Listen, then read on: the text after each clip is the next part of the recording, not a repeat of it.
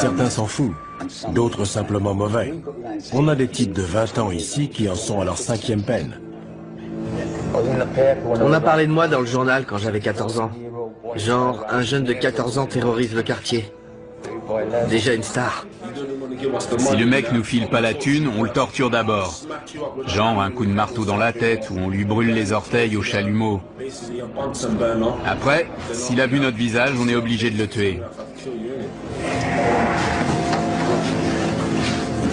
Ils n'ont pas bien conscience des règles. On leur dit non et ils se retournent en disant « je vais t'éclater ».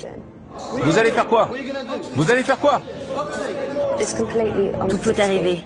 On peut être là en train de parler à un détenu et la seconde d'après, il y en a un qui se prend une queue de billard dans la tête. Hein? Vous allez faire quoi? Bienvenue en enfer. Mettez-le à terre! La prison d'Aylesbury, dans le Buckinghamshire, abrite les criminels parmi les plus dangereux de Grande-Bretagne. Bouffe ça. On y croise des meurtriers, des violeurs, des malfrats et des pédophiles. Le plus effrayant, c'est que les plus âgés d'entre eux ont tout juste 21 ans. Un détenu sur 5 purge ici une peine à perpétuité ou d'une durée indéterminée pour protéger la société compte tenu de la gravité de leurs crimes. Pour garder le contrôle de la situation, les surveillants doivent faire preuve d'une vigilance permanente. Mes chaussures? Mais ils doivent également aider ces jeunes à reconstruire leur vie brisée. Ils ne sont pas faciles à gérer. La plupart purgent de longues peines pour des crimes assez sérieux. Il faut tout reprendre à zéro. C'est difficile. On leur a appris qu'ils pouvaient faire tout ce qu'ils voulaient. Après s'être attirés des ennuis et s'être retrouvés devant la justice, ils atterrissent ici et on essaie de corriger ce que leur famille ou leurs amis leur ont enseigné. Certains nous poseront toujours des problèmes.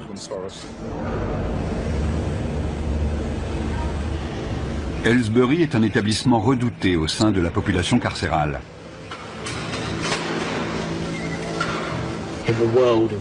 Chez les détenus, la légende veut que Aylesbury soit la pire prison du monde.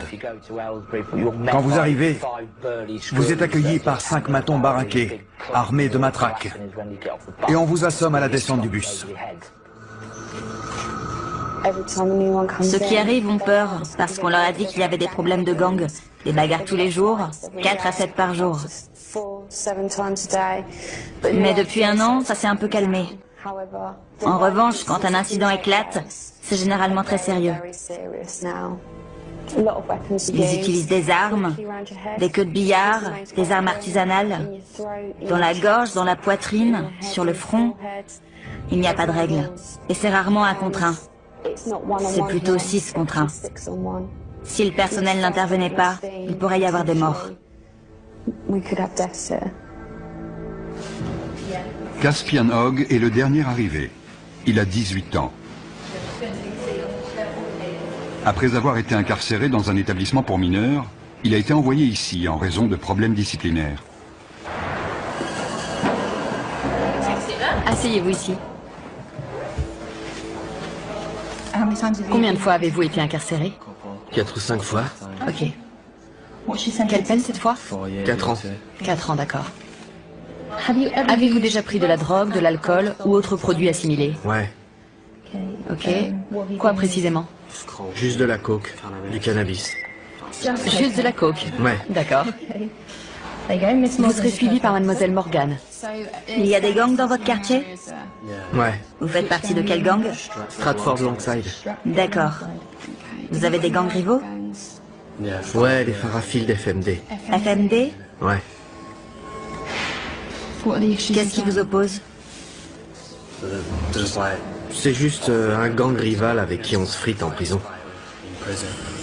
En prison? Ouais, en prison. Donc c'est un gang de prison? Ouais. On est coincé toute la journée dans une cellule. On n'a rien à faire. Donc quand une baston éclate, c'est génial. Ça fait de l'animation. Ça fait passer la journée plus vite quand il se passe un truc. Dans le feu de l'action, on se bat pour survivre. Tu les défonces, ou alors c'est toi qui te fais défoncer. Moi, je me lâche. Si t'y restes, t'y restes. C'est comme ça.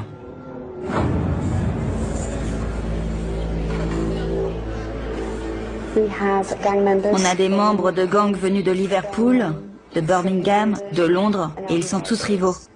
Certains viennent de milieux où ils n'ont connu que la violence. C'est déjà ouvert? Oui, c'est déjà ouvert. Les radiateurs devraient être éteints ce soir. Je sais, il fait un peu chaud. Je peux poser mes affaires de douche?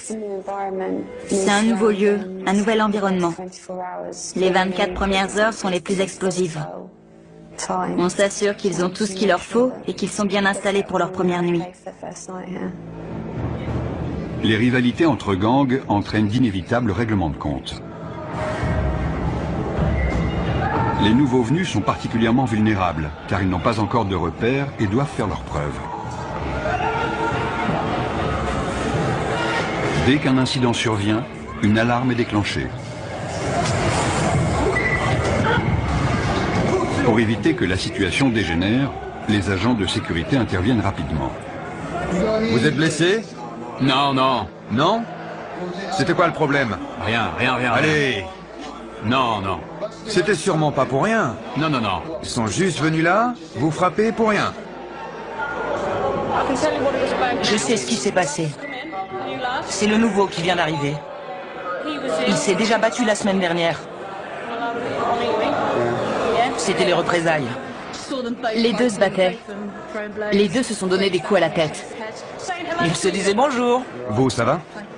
Oui, ça va. J'ai pris un coup dans le sein. Et si ça se trouve, c'était son coude à lui.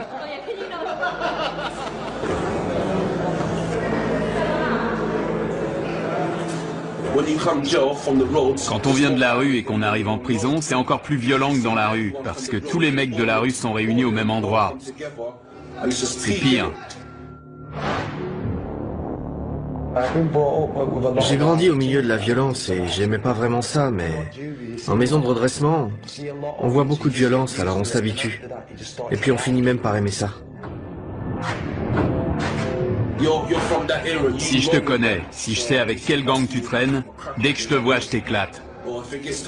Et si je sais que t'as planté un de mes potes, je te fais la même chose. Donc vous surveillez constamment les nouvelles arrivées dans votre bâtiment. Ouais. Ils en ont mis dans l'LC, juste à côté. Si je les croise, je les défonce direct. C'est clair. Le quotidien en prison, c'est pas la joie. Vous pouvez être le mec le plus balèze avec la plus grosse réputation, il faut quand même surveiller vos arrières. On est tout le temps parano, tu vois. On est sur nos gardes tout le temps, on surveille les autres. On est tous des criminels ici. Comme je l'ai dit, des fois mon but c'est de faire mal à quelqu'un.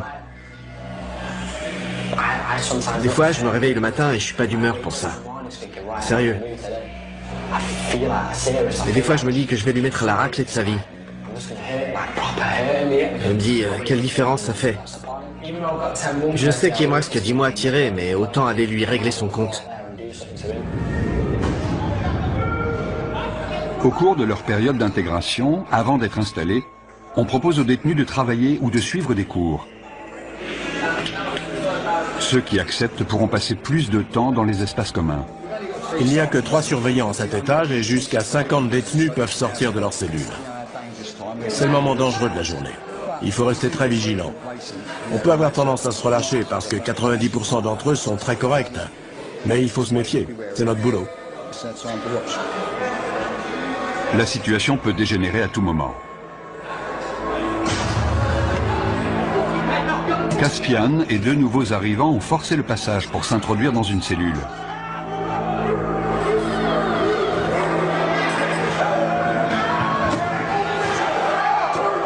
Ils sont armés, ils sont 4.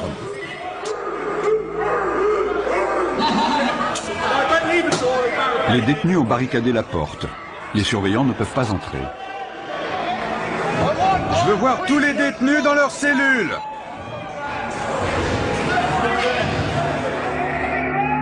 Le directeur de la prison est informé que 3 nouveaux arrivants ont pris un détenu en otage dans l'aile C. Apparemment, il y aurait 4 détenus dans la cellule. Dont un otage. Ils sont 4, dont un otage.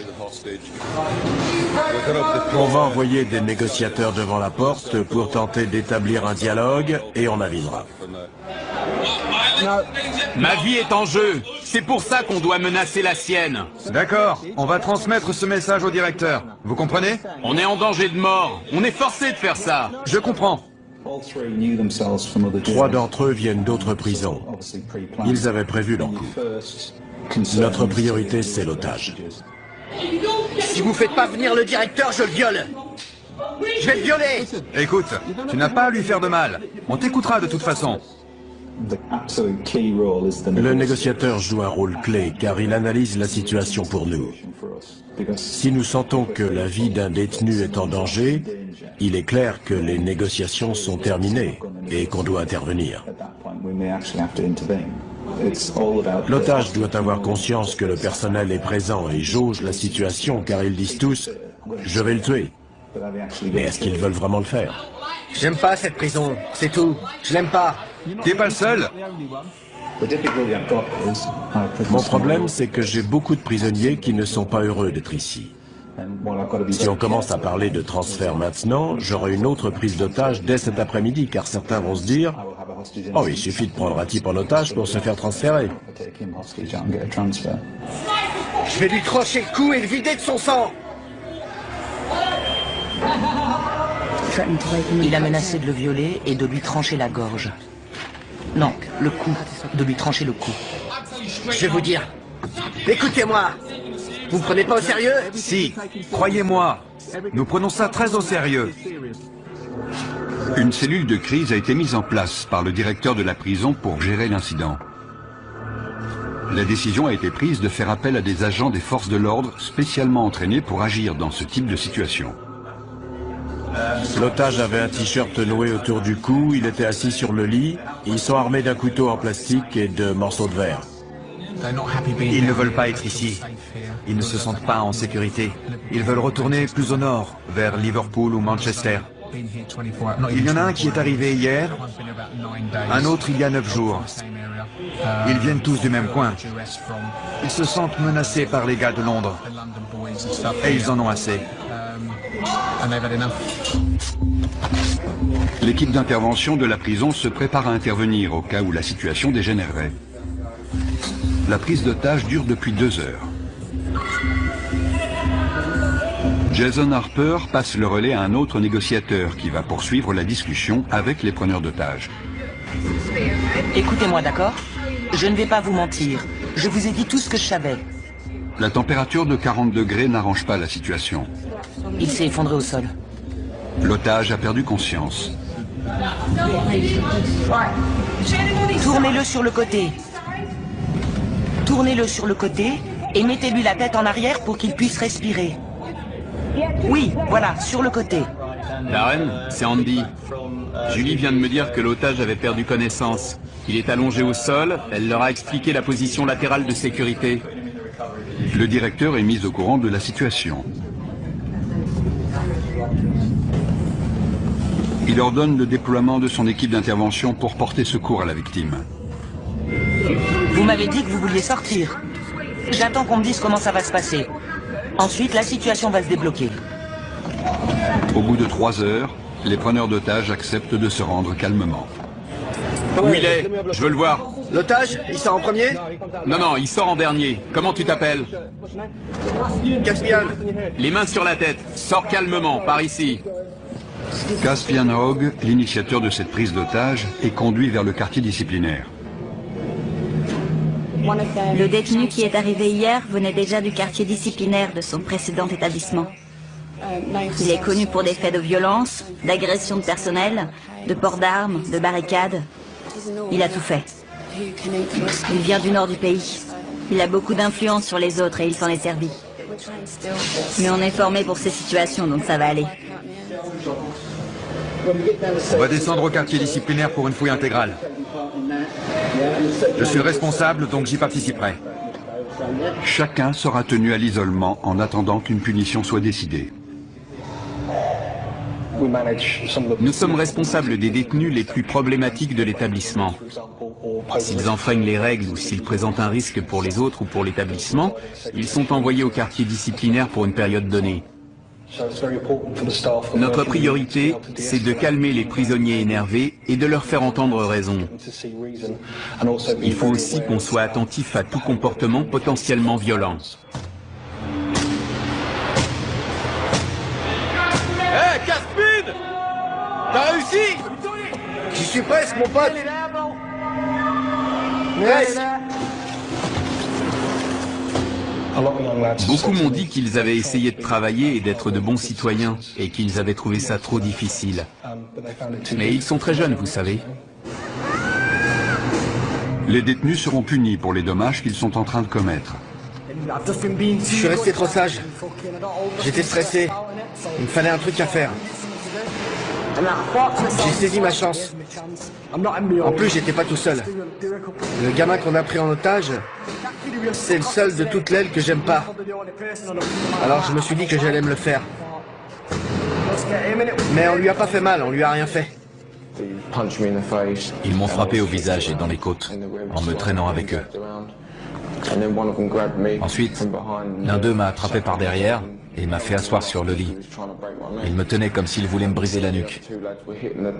Les deux autres frappaient la porte avec des boules de billard dans des chaussettes. Ils encaissaient ma télé et ils m'ont mis des bouts de verre sous la gorge. Ils ont dit qu'ils allaient me la trancher. Ensuite, ils m'ont dit de me déshabiller complètement et ils ont dit qu'ils allaient me violer. Qu'est-ce qui s'est passé? Rien, rien. Ils disent qu'on a pris un mec en otage et qu'on l'a agressé dans sa propre cellule. Ils ont appelé la police et on est à l'isolement pour l'instant. Vous dites que vous ne l'avez pas pris en otage? Non, on a juste barricadé la porte, c'est tout. J'ai toutes ces pensées qui ont défilé dans ma tête. Je savais pas si j'allais en sortir vivant. Je connaissais pas ces mecs. C'était le truc le plus flippant de ma vie. Pourquoi vous avez fait ça? Franchement, j'ai pas eu de visite depuis 6 mois, depuis qu'ils m'ont mis ici. J'essaie de retourner dans le Nord. Il n'y a que des mecs de Londres ici, je veux retourner chez moi. C'est pas ma prison, je veux être dans une prison de chez moi. Je suis tombé dans les pommes. Je me souviens juste qu'ils étaient en panique. Ils croyaient qu'ils m'avaient tué. Si on continue les conneries, si on agresse les surveillants, ils nous transféreront. Ça va, Liam? Ouais, et vous? Pas trop mal. J'ai connu des jours meilleurs.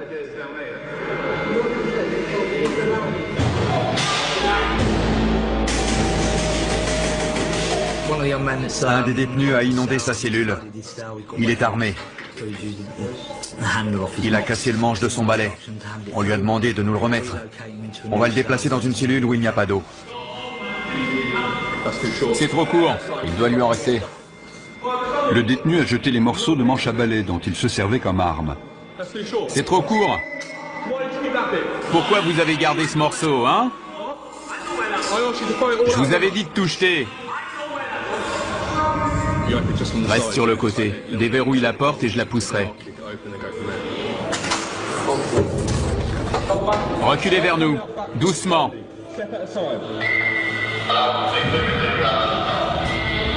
Ne vous retournez pas.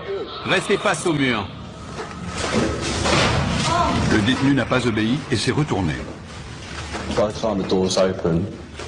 À partir du moment où on ouvre la porte, les négociations sont terminées. Soit il se rend, soit on intervient. Arrêtez de bouger. Si vous faites pas ce que je vous dis, on devra de nouveau vous immobiliser. C'est compris? Ouais. Super, allez, debout. Tu lui maintiens la tête pendant qu'on le lève. Vous avez entendu? On tourne. On utilise la force que quand c'est nécessaire et de manière proportionnée, mais ça fait forcément mal. Fouille intégrale. Il va maintenant être fouillé intégralement au cas où il aurait dissimulé une arme.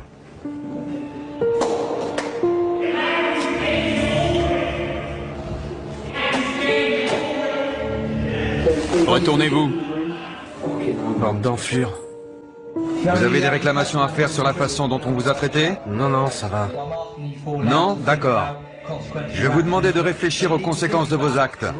Ce n'est pas la bonne méthode pour obtenir un transfert. Maintenant, je veux que vous alliez vous coucher.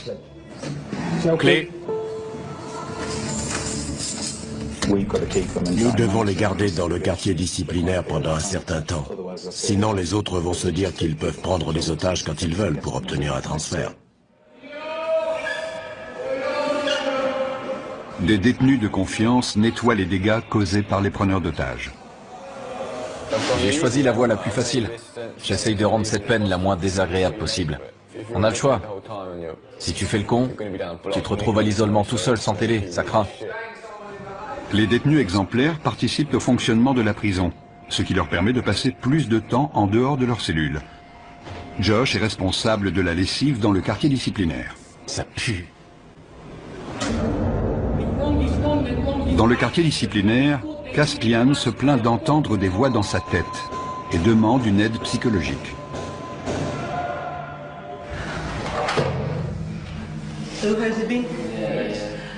Je dois déterminer si vous êtes du genre manipulateur. Manipulateur? Si vous aimez titiller les gens et les énerver pour prendre l'avantage. Non, sérieux. Je risque de vous poser des questions qui vont vous énerver. Ouais. Vous avez le droit d'être en colère. Ce que vous n'avez pas le droit de faire, c'est être violent. Mais je suis un type violent, madame. Regardez mon dossier. Depuis mes 11 ans, je suis traîné de foyer en foyer et je suis incontrôlable. À 11 ans, j'ai arraché le torse d'un type avec mes dents. J'ai mordu une meuf à l'oreille. On a toujours dû me maîtriser. J'ai toujours le même sentiment. Et je me dis que mon destin, c'est de tuer quelqu'un. Et la perspective de sortir d'ici, de commettre un tel acte, et de revenir en prison pour une peine à perpétuité, ne vous dérange pas? Ça dépend. Quand je pète les plombs, ça me dérange pas. Je m'en fous. Je pense pas que je suis un taré. Mais si on m'aide pas maintenant, je vais finir par le devenir.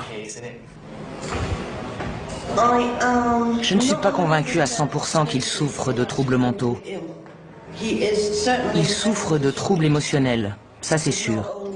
Car non seulement il a des pensées violentes, beaucoup de gens en ont, ce n'est pas idéal, mais ce n'est pas un drame, mais il prend plaisir à être violent, ce qui alimente ses pensées et ses fantasmes.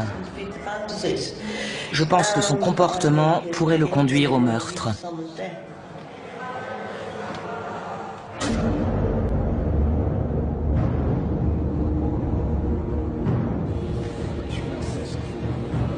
Liam Brennan, l'un des 3 preneurs d'otages présumés, a demandé un rendez-vous avec son avocat pour préparer sa défense. On voulait juste le choper dans sa cellule et fermer la porte.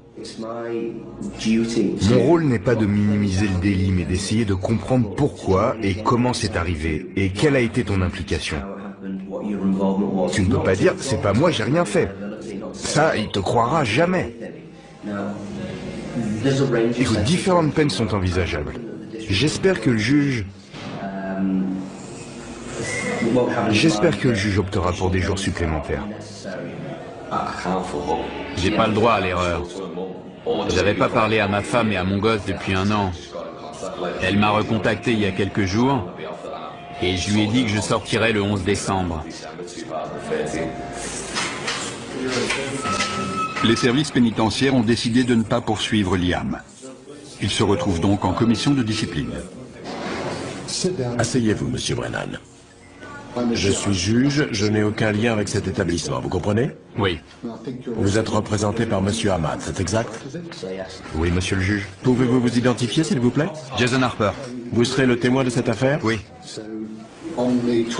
Il est dit que le 29 mai, vous avez retenu une personne contre son gré. Coupable ou non coupable? Non coupable. Monsieur Ahmad?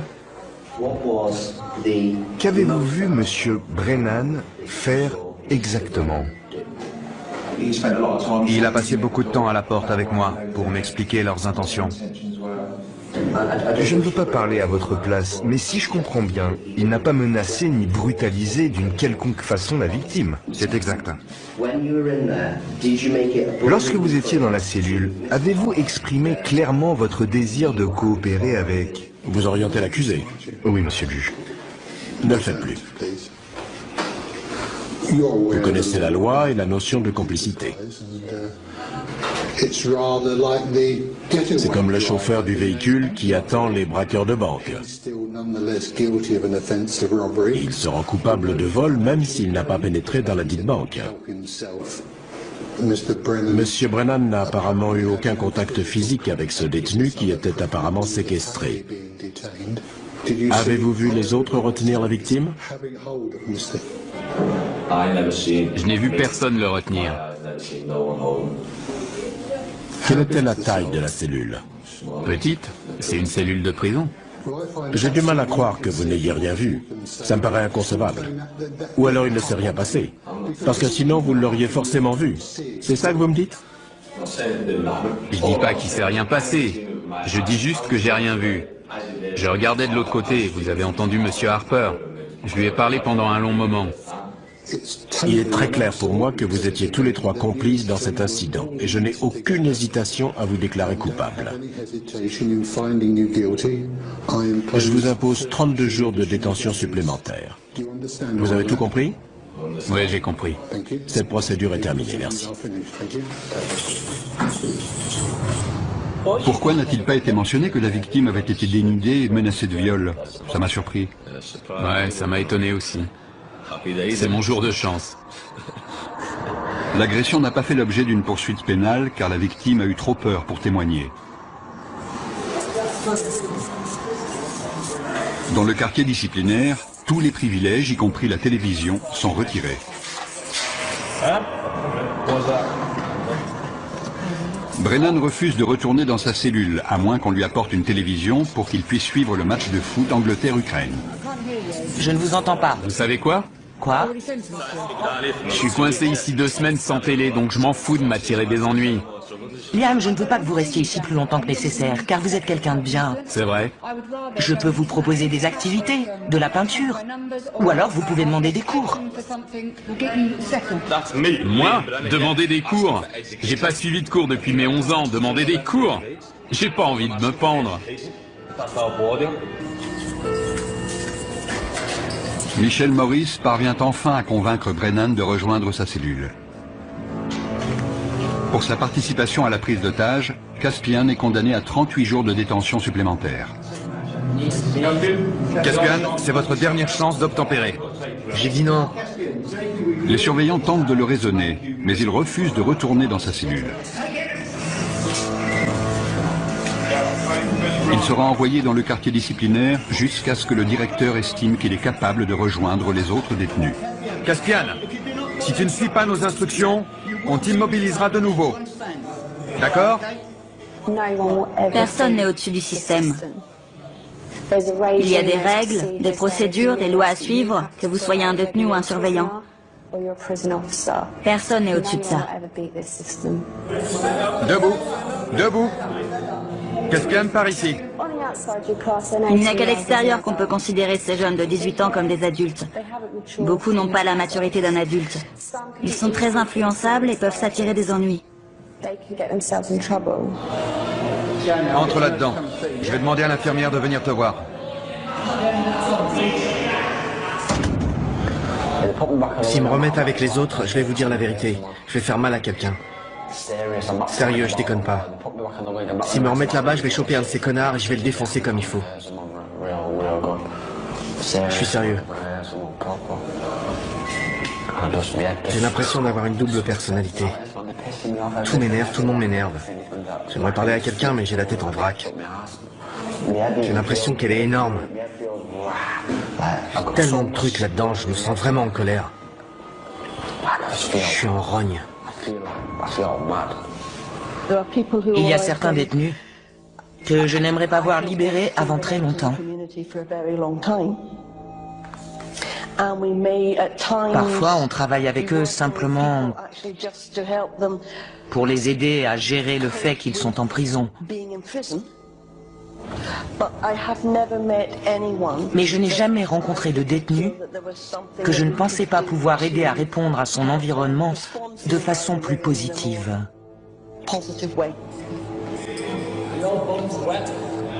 L'état mental de Caspian Hogg continue d'être surveillé.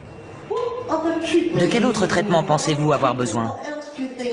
Est-ce que vous pensez que je peux faire autre chose pour vous aider? Non, rien. Il n'y a rien d'autre que vous puissiez faire. Pensez-vous que vous avez besoin d'apprendre à contrôler vos émotions? Non, je crois pas. Je connais mes émotions et je crois plutôt que j'en ai pas assez. J'essaie de pleurer, mais j'y arrive pas. Je peux pas pleurer. Sauf des fois, ça vient sans prévenir, ça arrive. Vous voyez de quoi je parle? Je pleure pas quand il se passe un truc triste. Ça m'arrive même de rire. Pour vous, est-ce plus normal de penser à ce que ressentent les autres ou de ne pas y penser? Ça dépend des moments. Là, c'est moi, je suis là, je vous aime bien. Vous me comprenez? Mais si vous tombez sur moi un autre jour, quand je suis en mode furieux, je vois des choses différemment. Tout est en vrac. Je pense comme un psychopathe. Quand j'étais gosse, j'ai jamais voulu devenir policier ou ce genre de truc. Déjà, quand j'avais 8 ou 9 ans, j'ai toujours voulu tuer des gens. Mon père s'est fait assassiner quand j'avais 6 ans, c'est un truc de dingue, quoi. Depuis, c'est ce brouillard. C'est le bordel dans ma tête. Jeudi, je vous ai pris rendez-vous avec un psychiatre. Cool. Je ne sais pas à quelle heure ce sera. Ok. Il vous prescrira peut-être des médicaments. Je serais content s'il m'en donne.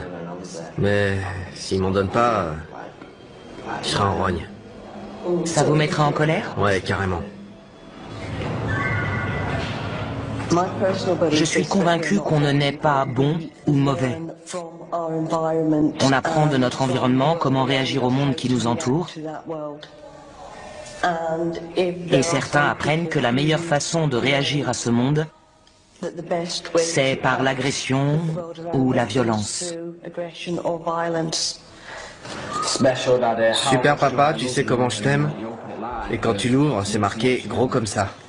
Le père de Caspian a été assassiné quand il avait 6 ans. Il est donc très conscient de son rôle de parent. Je veux pas que mon fils grandisse dans les mêmes conditions que moi. J'avais 14 ans quand je l'ai eu, mais j'ai vieilli. À l'époque, j'avais pas toute ma tête. Je faisais que fumer de l'herbe, voler, j'étais débile. J'étais un gamin, donc je faisais des trucs de gamin. Maintenant, j'ai mûri. Faut que je prenne mes responsabilités pour mon fils. Je veux qu'il aille à l'école pour qu'il soit intelligent. Je veux pas qu'il finisse comme moi dans la rue ou en prison. Qu'il soit obligé de commettre des crimes. Je vais être là pour lui, qu'il puisse me parler ou me demander de l'argent quand il en a besoin. Je vais être un père pour lui, c'est tout. Il faut que je sois un bon père. C'est con de jamais le voir, c'est vrai. C'est horrible. Il faut tenir le coup et pas lâcher l'affaire. Je peux lui parler de temps en temps, c'est déjà ça. Devon avait 15 ans quand son fils est né. À l'époque, je voulais pas de gosse, tu vois. Mais c'est arrivé comme ça. Elle m'en parlait tout le temps. Et alors je me suis dit, pourquoi pas? Quelqu'un va peut-être te régler ton compte demain. Tu sais pas où tu vas finir, alors autant pas perdre de temps.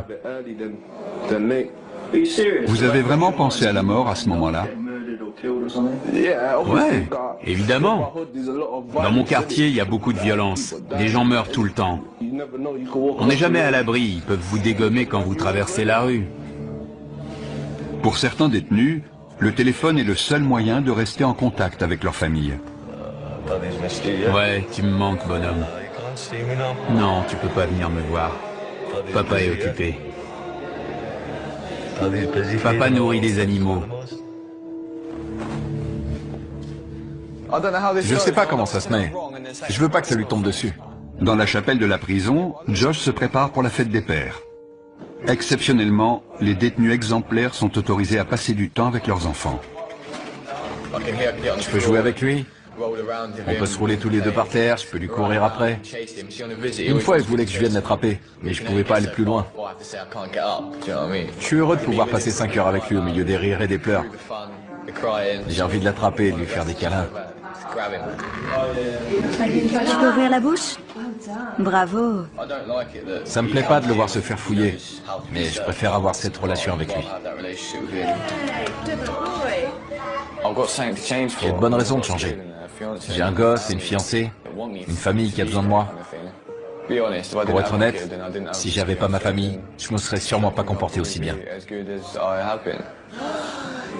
Viens là, mon grand. Ils ont besoin de moi. Ils comptent sur moi pour sortir d'ici.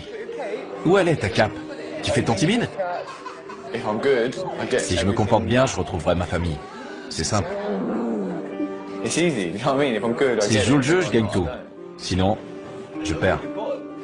Comment ça va, ma belle? Oh, arrête.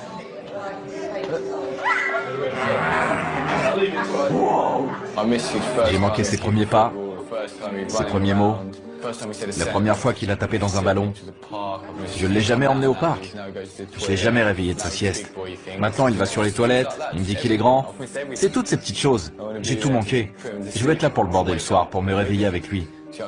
La nuit, il vient dormir avec sa maman. Je veux être là quand il fait ça.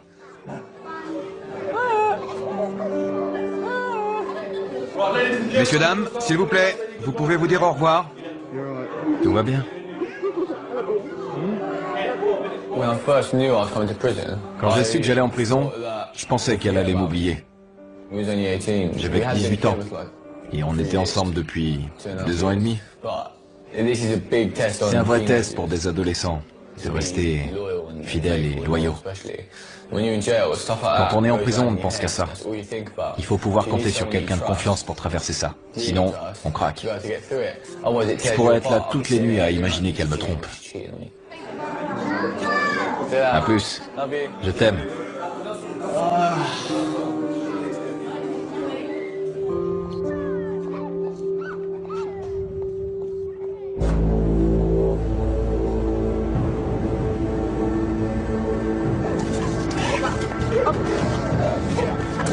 Des chiens de détection arrivent à Aylesbury pour y rechercher de la drogue ou des objets de contrebande. Il y a beaucoup de dealers en prison, et ça ne risque pas de s'arrêter. Il y a de l'argent à se faire. Les téléphones portables sont aussi un problème sérieux. C'est pour ça que les chiens sont capables de les trouver. Ils peuvent être utilisés pour planifier des évasions ou tout autre type d'événement. On fouille des cellules tous les jours. Et tous les jours, on trouve des choses. Sortez de votre cellule. Quand ils voient les chiens, certains se précipitent pour cacher leur matériel. On demande aux détenus de sortir de leur cellule pour que les chiens puissent travailler tranquillement. C'est n'importe quoi, il va renifler partout. Comment savez-vous qu'il a trouvé quelque chose? Il s'immobilise et pose son nez sur l'endroit concerné. Si c'est hors d'atteinte, il reste assis et regarde dans la direction de l'objet.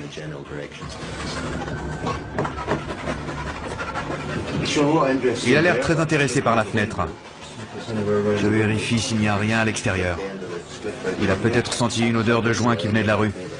Il reste concentré sur la zone autour de la fenêtre et du lit. J'étais en train de pioncer et ils amènent un chien dans ma cellule pour renifler partout. C'est n'importe quoi. Notre équipe fouille la cellule pour essayer de trouver ce que le chien a senti. Il semblait concentré sur une zone en particulier, donc c'est là qu'on fouille en premier. J'espère qu'on va trouver quelque chose. Les chiens poursuivent leur inspection des cellules. Ça sent dès qu'on l'ouvre. Il a fumé dans sa cellule, c'est sûr. Le chien va nous dire si la drogue est encore là. Oui, ça sent. Il y a de la drogue et des téléphones partout dans la prison. Avant, tout le monde planquait ça dans le meuble de l'évier en retirant les vis avec un coupe-ongle ou un truc dans le genre. Je vous en dirai pas plus.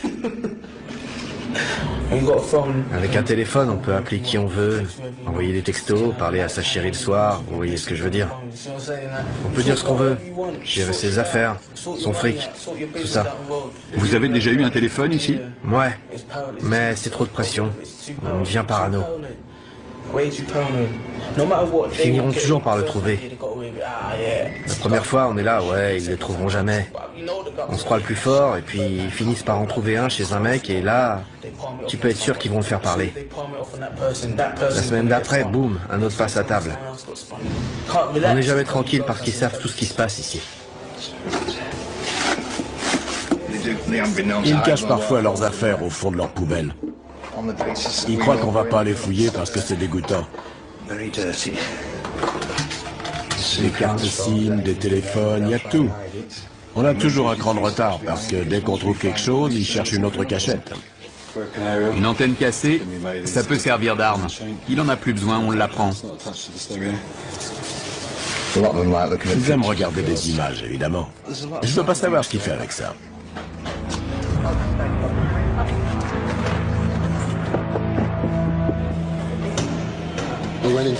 Dans une cellule, on a trouvé un téléphone avec un chargeur.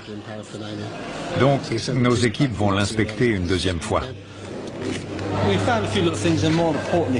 On a trouvé des petites choses, mais le plus important, c'est de montrer qu'on est vigilant et qu'on peut lancer ce genre d'opération quand ça nous chante. C'est intéressant d'observer leur réaction. Certains détenus n'étaient clairement pas rassurés à l'idée qu'un chien allait inspecter leur cellule. 5 semaines après avoir pris en otage un codétenu, Liam Brenham retrouve son ancienne cellule. Mate mes affaires, elles sont trempées. C'est pas grave, il y a tout, non? C'est une photo de mon fils, ça. C'est pas normal, non? Qu'est-ce qui se passe? C'est quoi le problème? C'est lui le problème. Si ça te pose un problème que j'ai pris l'autre en otage, je suis là, je t'attends. Sinon, casse-toi. Liam. Vous trouvez ça normal? La photo est trempée, mes chaussettes aussi. Et il me dit que c'est pas grave. Arrêtez de crier, d'accord? N'empirez pas la situation. La cellule a dû être fouillée. C'est ça la fouille. Sérieux. C'était collé à la base. Écoutez, le lendemain, on a mis un cadenas sur votre porte. Vous l'avez vu? On n'a pas ouvert cette cellule depuis 5 semaines. Et alors, c'est ma faute peut-être? Je n'étais pas là. Je ne sais pas comment ça s'est passé. Mais est-ce que ça vaut vraiment le coup de vous attirer encore des ennuis? Non. Vous ne croyez pas? Non, mais ça m'énerve qu'ils me disent ça. Oui, mais vous venez juste de revenir. Le mieux, c'est de faire profil bas. Tout ce que les surveillants de cette aile savent de vous, c'est que vous avez pris un codétenu en otage et que vous avez causé des problèmes pendant votre isolement. C'est la seule image qu'ils ont de vous, vous comprenez? Vous en avez conscience? Ouais. Ils n'arrêtent pas de dire que les surveillants leur manquent de respect. Mais ce sont eux qui sont grossiers avec nous, qui nous manquent de respect et qui voudraient qu'on prenne des pincettes avec eux. Comme s'ils étaient des gosses à qui on devait apprendre les règles de la prison. Ils ont entre 18 et 20 ans, et ils sont censés être adultes et savoir rester respectueux. Un bon comportement peut permettre aux détenus d'être transférés plus près de leur domicile. Quand j'ai Tasha au téléphone, j'entends les mouettes derrière elle. Quand je serai transféré, elle sera tout près de moi. On partagera le même ciel, on sera au même endroit, on entendra les mêmes choses. C'est comme si je rentrais déjà chez moi. Josh va purger le reste de sa peine à proximité des siens. Soucieux de contrôler ses pulsions violentes et de rentrer chez lui, Caspian a accepté de prendre des antipsychotiques. Ça calme ce qui se passe dans ma tête. Et ça marche? Ouais, dans un sens. Mais c'est pas génial. Je me réveille le matin, il y a des taches de bave sur le drap. J'ai même pas d'oreiller, j'ai carrément oublié. Est-ce que vous vous sentez mieux? Est-ce que ça a calmé vos pensées? Ouais, les pensées ont disparu, mais le problème, c'est l'état dans lequel ça vous met.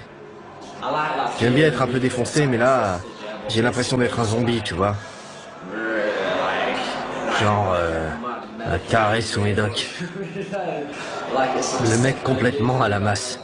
C'est pas bon, ça. Les fantasmes, les pensées violentes, les désirs de meurtre et de notoriété liés à ces meurtres ont grandement diminué.